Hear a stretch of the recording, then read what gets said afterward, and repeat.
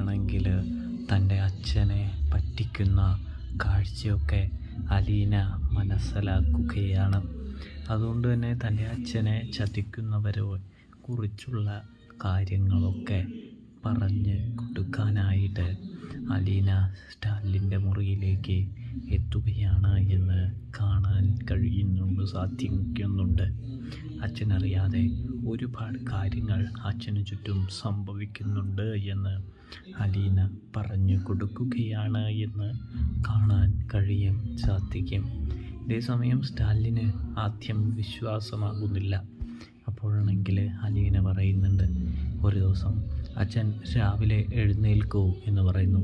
ഒരു ദിവസമാക്കണ്ട, നാളെ തന്നെ ആക്കിക്കോളൂ എന്ന് പറയുന്നത് കാണാൻ സാധിക്കുന്നുണ്ട്.